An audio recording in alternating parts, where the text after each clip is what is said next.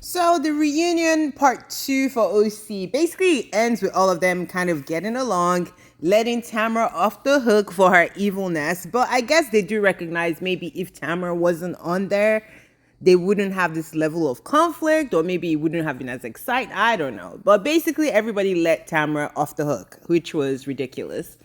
And Shannon, when they called her out about her relationships and her drunkenness, her calling the ladies, because she kept saying it was all Heather. And Heather is like, it's not just me. Like the girl said on camera, you call them separately when you're drunk.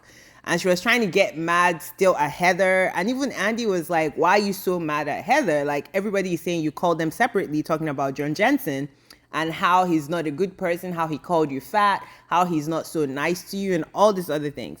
Then she starts crying because she has no defense. And I'm just like, girl, just admit you were wrong. You're a horrible person. Then her and Gina, sorry, I missed that part, initially started out with Gina being like, she's not even taking accountability for talking about the whole CPS thing.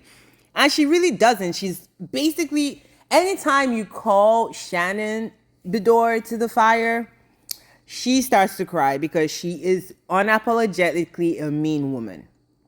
And I know the whole Tres Amigas had, I mean, three of them. The only person I like out of the Tres Amigas is really Vicky.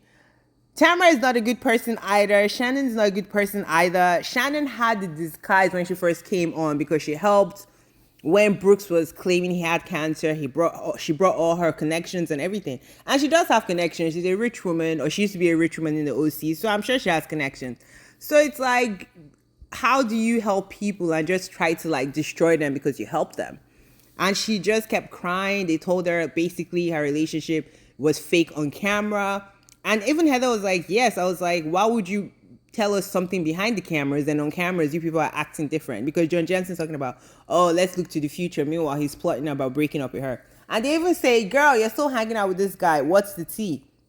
She's like, she's lonely. She doesn't want to be lonely. She tries to bring her daughters in to be like, her daughters okayed her hanging out with him. And everybody's looking like, girl, bye. So, yeah, the reunion was all right. Emily was yelling like she does with no point to be made. She's ridiculous. I used to like Emily before, but now I'm just looking at her like sideways. Like, girl, you are really a disappointment. How did you even end up like this? You were one of the fan favorites. Then you went up Tamara's butt and Shannon's butt, and you do not know how to let yourself back out. Gina kept it real. Heather kept it real. Heather is just like, Heather, you could tell she's just happy. She's like, I don't have time for these conflicts. At the end, they all say they're going out for drinks or dinner. Even Terry shows up, and Terry's like, oh, you guys are getting along now? And they're like, yeah. So he was happy about it because he knows his wife was stressed about the whole thing.